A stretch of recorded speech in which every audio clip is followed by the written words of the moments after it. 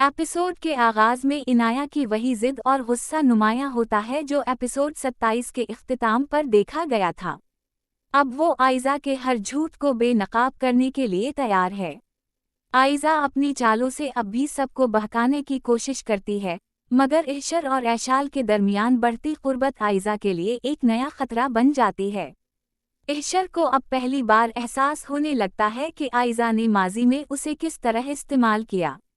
वो आहिस्ता आहिस्ता सच्चाई के करीब पहुंच रहा है। दूसरी तरफ रोहान और इनाया का रिश्ता पहले से ज्यादा मजबूत दिखाया गया है। इनाया का एतमाद बहाल हो रहा है और वो आयजा के खिलाफ खलकर बोलने लगती है। एपिसोड के दरमियानी हिस्से में एक बड़ा टकराव होता है जहां ऐशाल आयजा से सामना करती है और इसके मुकरवाव फरेब पर सख्त अल्फाज कहती है। आयजा के चेहरे पर पहली बार कमजोरी के आसार नजर आते हैं। एपिसोड के इख्तिताम पर आयजा एक नई चाल चलती है। वो सबके सामने इनाया पर इल्ज़ाम लगाती है कि वो घर तोड़ने की कोशिश कर रही है, मगर इनाया खामोश नहीं रहती। वो सच सबके सामने लाने का फैसला कर लेती है। आखिर में एक जज्बाती सीन में आयजा के खिलाफ पलटती हुई फिजा नजर आती है, जिससे अगले एपिसोड के लिए सनसनीखेज मोड़ तैयार होता है।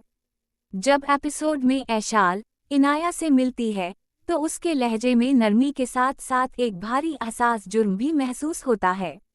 गुफ्तगू के दौरान अचानक शायान का नाम आता है।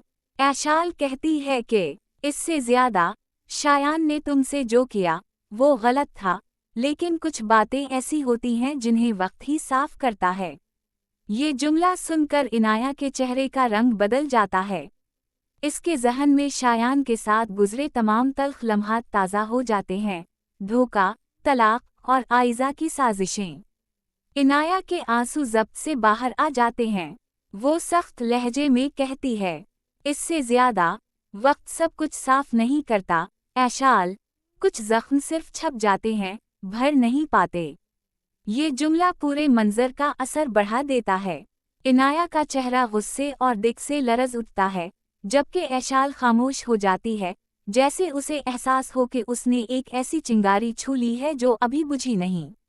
सीन न सिर्फ इनाया के जज्बात की गहराई दिखाता है बल्कि अगले एपिसोड के लिए इस बात की झलक भी देता है कि शायान का मामला दोबारा कहानी में अहम किरदार अदा करने वाला है। सीन की शुरुआत उस वक्त होती है जब आयजा अपने कमरे में बैठी बेचैनी से चक्कर लगा रही होती है। असद कमरे में दाखिल होता है, चेहरे पर सख्ती और मायूसी दोनों नुमायां हैं। असद, इससे ज्यादा कितनी देर तक तुम लोगों को धोखा देती रहोगी आयजा? तुम्हारे हर लफ्ज़ के पीछे अब एक झूठ छुपा होता है। आयजा तल्ख लहजे में, इससे ज्यादा धोखा?